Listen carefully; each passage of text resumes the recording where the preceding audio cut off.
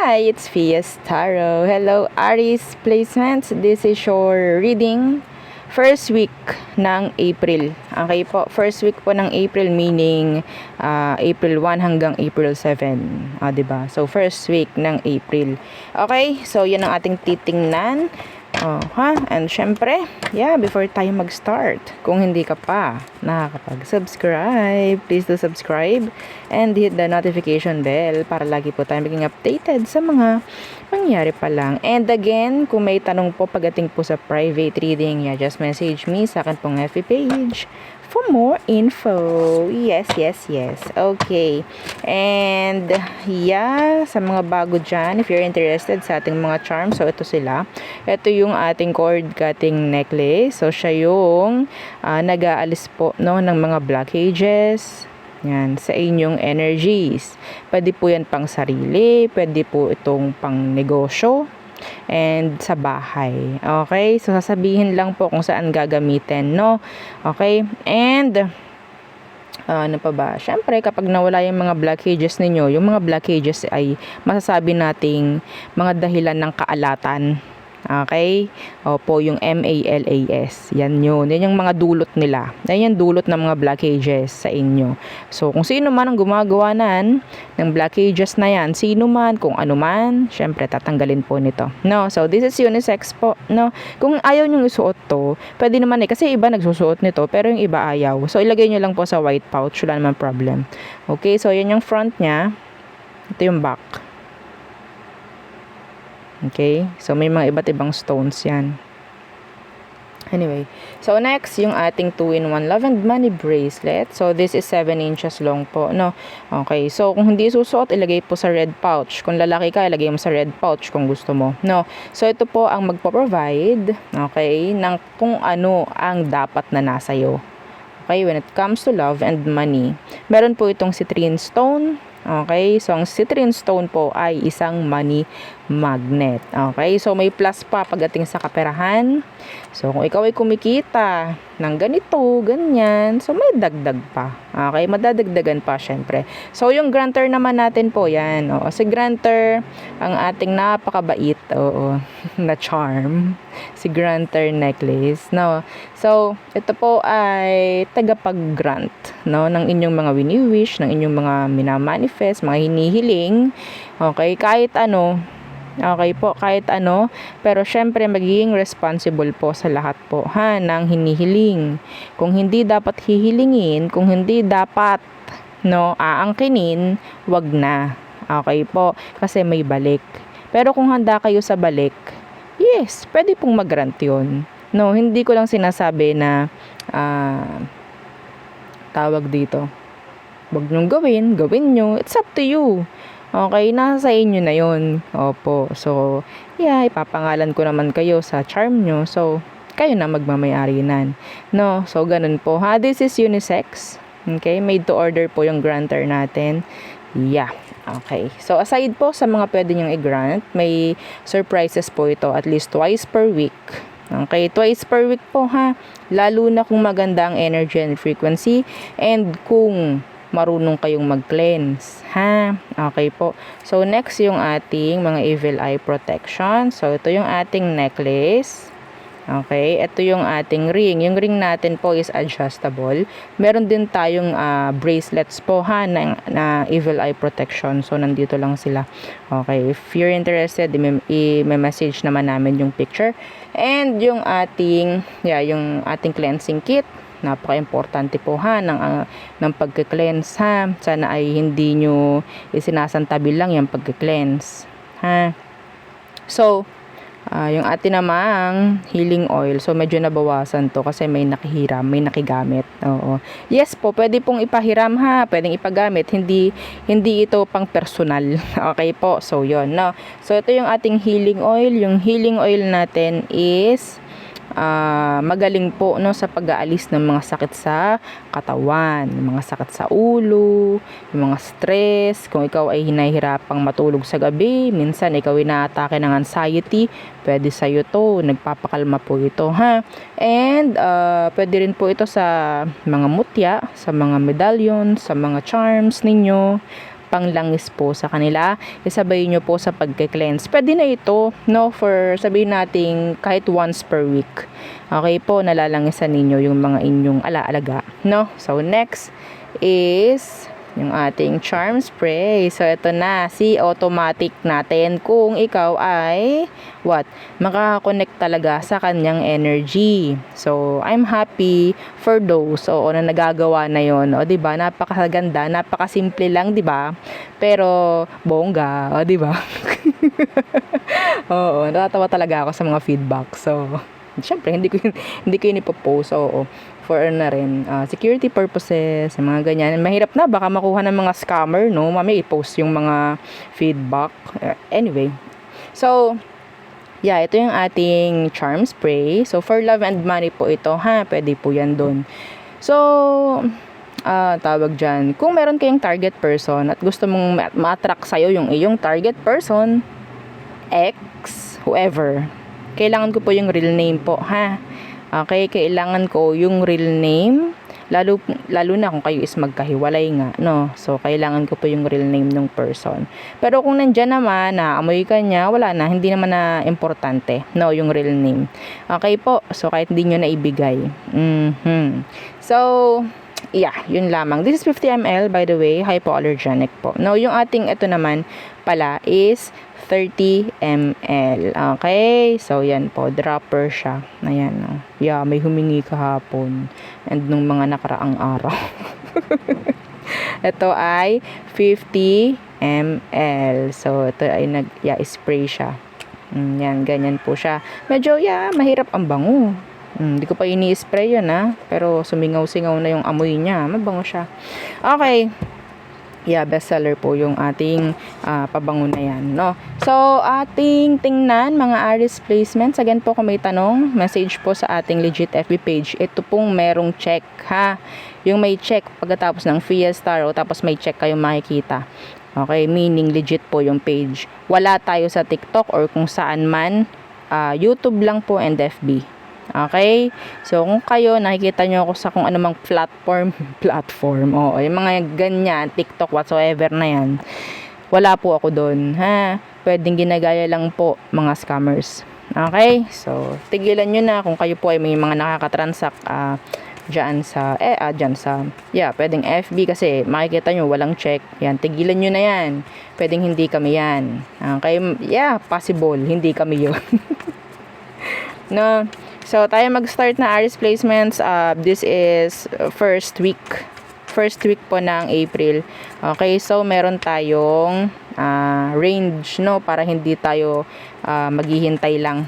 Okay, so hanggang first week po ito ng, this is for the first week ng April 1 hanggang 7. Okay, April 1 to 7. Oh my gosh. So, tingnan natin tong ibinato na to. Oh, this is good. Budget, tas abundance. Kunin natin to mga Aries, ibinato kasi, no? So kunin natin yan. So pwedeng yan ang mga papasok.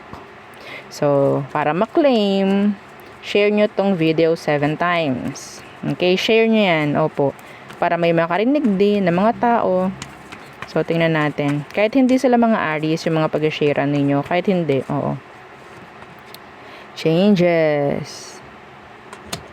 Okay, budget, abundance, changes, isa pa. For Aries placements, okay. Abo, ang gaganda naman. Unexpected income. Meron ditong job search for some of you. Okay, so let's see. Ating tingnan, ano pa ba ang meron sa mga ito. So, ano tong changes? Pero some of you ina-advise na mag-budget. Okay, sabihin natin, yes, may parating ng pera para sa'yo, ha, first week of April. So, ano tong changes na to na paparating in general? Yeah, changes is coming. Pwedeng makikita mo yung angel number 111, 555, 222, yan, mga ganyan po. Na, okay, what's with these changes? Oh, wow, 5 of Pentacles. Talagang may pagbabago na makikita at mararamdaman pagdating po sa pamemera, ha. Yung mga ginigipit dyan, ha, yung mga ginigipit dyan, i-claim nyo na to. pagbabago ito pagdating po sa pamemera. Hindi ka na para mag-beg in general, hindi ka na para humingi, hindi na ikaw yung para bigyan kasi ikaw na yung magkakaroon. Claim it. Claim it. Okay, comment ninyo ay claim it. Comment nyo, claim it. Okay? So, yan ha. That's nice ha. Okay, wag nyong i-ignore tong mga ganitong energies kasi hindi naman yan lalabas ng wala lang. No? Okay? So, there's abundance in general. There's money. Yeah, there's money. O, diba? Nakakabit doon sa energy na to. Hindi ka para manghingi kasi magkakaroon ka ng kaperahan.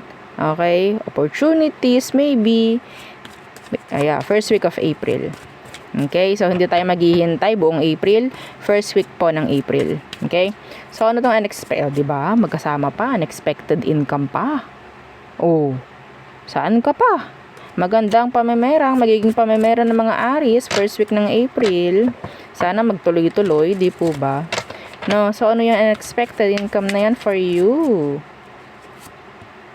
Okay, ano daw? 5 of Swords in reverse. Yung may mga issue dito pagdating sa pera. Yung may mga sabihin nating iba sa inyong inutangan, pwedeng magbabayad first week of April. Pwedeng magbabayad po. First week of April. Okay, yung may mga may issue pagdating sa pamemera. Yung iba dito, pwedeng makakabayad ka na. Di ba ang ganda?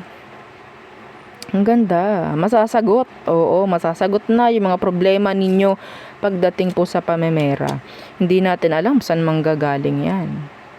Okay? Hindi natin alam. Pwedeng iba sa inyo, may mga charms kayo. Yes. Pero yung ang importante dito is may parating na magandang biyaya. Kung hindi naman pera to, magandang biyaya ang parating. Unang linggo ng Abril. Okay, mga Aries? So, yun ang ating nakikita for you. That's nice, ha? Oo, that's nice. Share nyo, ha? Oo, kasi sayang yung energies kung hindi malalaman ng iba. So, tingnan naman natin.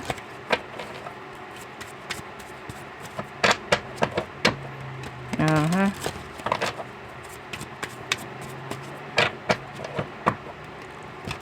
Parang gusto kong tingnan ng ang current at saka past. Okay, current at past. Let's see. Person po, oo. Singles, sige. Singles rin. Unahin natin singles. If you're a single Aries, anong meron sa'yo this April pagdating sa love? Single, meron ba? First week. Okay, first week. Single Aries, may parating bang love or connection this first week ng April sa'yo? 8 of Pentacles in reversed. What's with that? 7 of Swords. Wala. Oo, wala. Okay.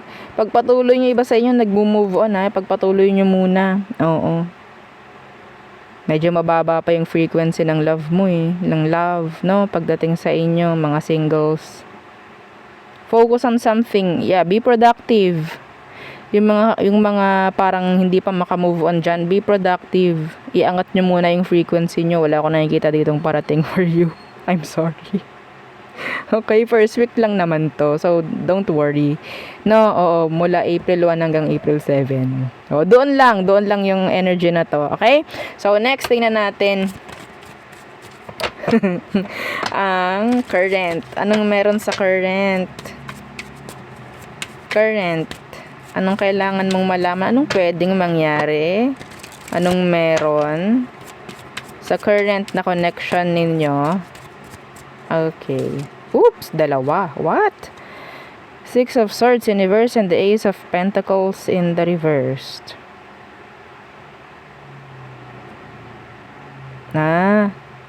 Sumbatan to. Sumbatan yan. Di ba? May magician dito na naka-reverse. So, may chance po ng arguments talaga. Possible po ang arguments sa the first week of April. Arguments. Pwede pong patungkol rin sa pera ang pag-aawayan or pag-uusapan niya kung ano man. Okay? Wag niyo na pag-aawayan ng pera. Hindi niyo pag-aawayan yan, oo. Okay? Or sabihin nating may paggastos kasi na malaki. Kasi nakita natin kanina may pera na parating. Ayan Ace of Pentacles. Ang mangyayari dyan, parang may paggastos. Sabihin nating paggastos, in general, pag-aawayan ay pera. Wag niyo na pag-awayan. Oo, pera lang yan. Okay?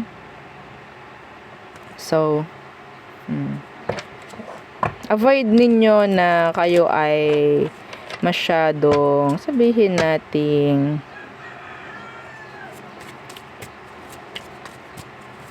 kasi may magician in reverse. Maging tapat lang tayo, no? Oo, maging open tayo sa isa't isa. Like, tayo. Maging open lang kayo sa isa't isa nung person. No, it's like, magiging transparent ka. Magsasabi. Okay, magsasabi. Hindi naman siguro masama kung ano man.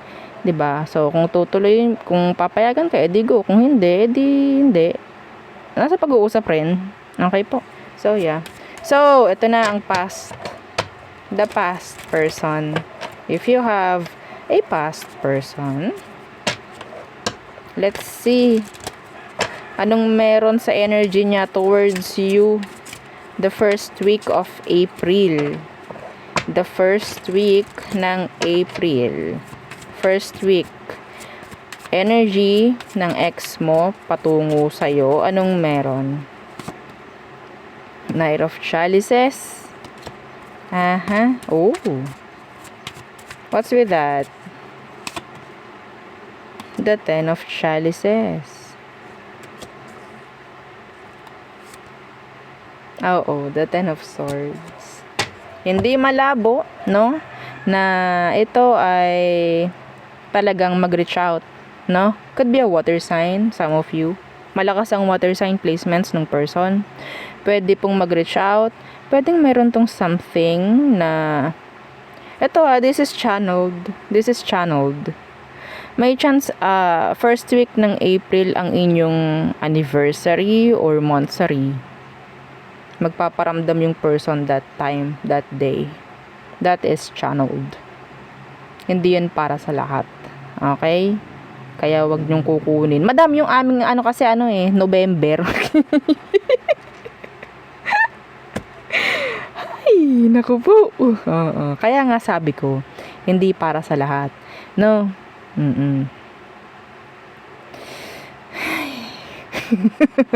Pabuntong hininga ka na lang talaga. Oo, no? So, yeah, may something na ganun. May pagre-reach out na gagawin itong taong to first week po ng April. Yun yung isang dahilan kung bakit. Okay, yun yung isang dahilan. Hindi ko pa nakikita yung ibang dahilan kung anong meron. Okay, kung bakit sila ganyan. Anyway, parang meron ding energy ng pagkukumbida, pag-iimbita na mga ganyan. Yeah, pag-i-invite. No? I don't know kung anong meron. Birthday, I'm hearing birthday. May birthday or may occasion. Something like that. Some of you, pwedeng family member niya ang mag-reach out sa'yo. Yung ex mo. Pwedeng family member or kakilala nyo. Okay? Mag-iimbita and then, I don't know, may chance na pwedeng magkita kayo ng ex mo doon sa pupuntahan na to. That's specific, not for all. So, there. Okay? So, tayo tumungo na sa all signs. Okay.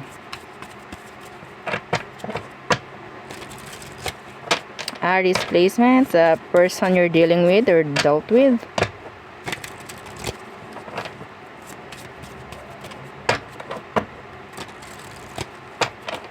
Let us see. Aries through Pisces. Again, don't forget to like, share, and subscribe. Okay, sa mga gusto maging parte, no, ng subscribers reading, kailangan nyo mag-subscribe po sa FB page para makasali kayo sa next reading po, no, para sa mga subscribers. Okay, there you go. Aries. Ooh, a connection. Okay, pwedeng may connection na mangyari sa inyo with an Aries. Okay, so Taurus, they're thinking of you. May chance po ha na pwedeng makakonect ka sa music. There's this something specific music, a specific song na pwedeng maririnig mo. I think yung iba sa inyo connected pa kayo like energetically nung person na to, if ever. Okay, so Gemini, they will try na mag-communicate, or some of them they're manifesting you. Cancer, they want to see you. They're happy. Okay, kapag nandyan ka, nakakausap ka. Leo, they're hiding something. Or they're trying to avoid you. Trying to avoid a connection with you, maybe. Virgo, they're dropping you. Libra, hindi sila open emotionally. Yeah. I don't know. Some of them, they're an empath. Okay. So, Scorpio, they're trying to avoid you. They have, sabihin nating, they have, decisions to make. They're being indecisive. Itong si Scorpio, they're being indecisive. Okay, aloof. So, Sagittarius,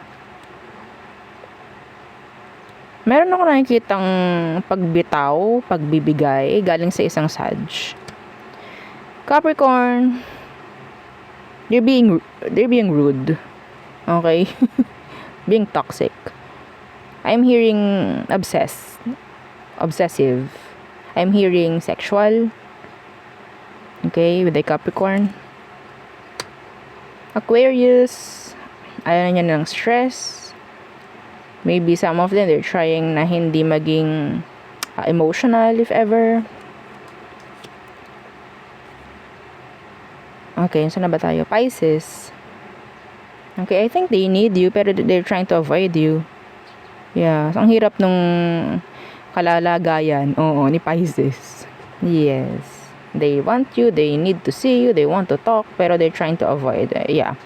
There could be some, sabihin nating blockages sa situations po ninyo. No, so there, yun ang aking reading for you, Aries placements. Again, please don't forget to like, share, and subscribe. And follow our FB page and sa nating YouTube channel na nasa description box below. Yes, opo. So, yun yung ating love letter. Oo. Hindi ko pa rin talaga magawa na bisitahin. Pero, yeah, don't worry. Kapag nabisita natin, babasahin natin yung mga messages na talagang nandun nga sa isa kong account pa. Hindi ko pa nabubuksan muli. Oo. So, medyo busy ang person. Oo. So, yun muna po, no? So, Aries, again, thank you. Goodbye.